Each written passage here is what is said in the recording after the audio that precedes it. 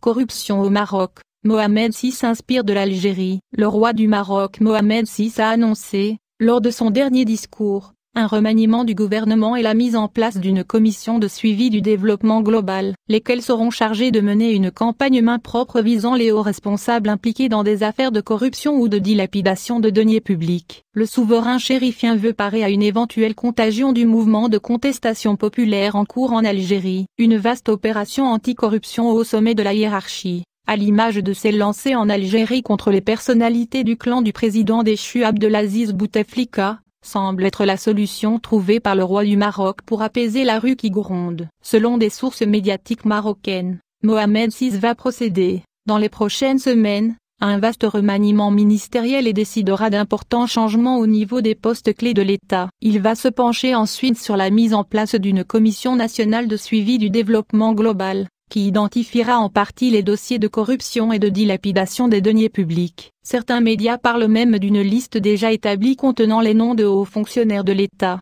des ex-ministres et des hommes d'affaires impliqués dans des affaires de corruption et mauvaise gestion. Les Marocains veulent un changement dans le sillage du mouvement populaire en Algérie. Une enquête de la chaîne britannique BBC News a révélé que près de la moitié des Marocains, 49%, souhaitent un changement politique immédiat dans leur pays. Le Maroc pourrait à tout moment reproduire le scénario de ce qui se passe en Algérie et au Soudan et avant eux, en Libye et en Tunisie. L'enquête de la chaîne britannique, qui couvre le Moyen-Orient et l'Afrique du Nord en 2018 et 2019, réalisée par le réseau de recherche Tahara Baromètre, soulève une question capitale. Le Maroc emboîtera-t-il le pas à ses voisins ayant connu des soulèvements populaires? Le média britannique, qui décortique les résultats de l'enquête, explique que les indicateurs recueillis auprès des répondants marocains laissent envisager que le Maroc risque de suivre le chemin emprunté par l'Algérie et le Soudan. C'est pourquoi le roi du Maroc veut à tout prix calmer la gronde populaire dans son pays en initiant une véritable lutte contre la corruption et en lançant des réformes politiques et des changements à la tête des institutions publiques les plus importantes.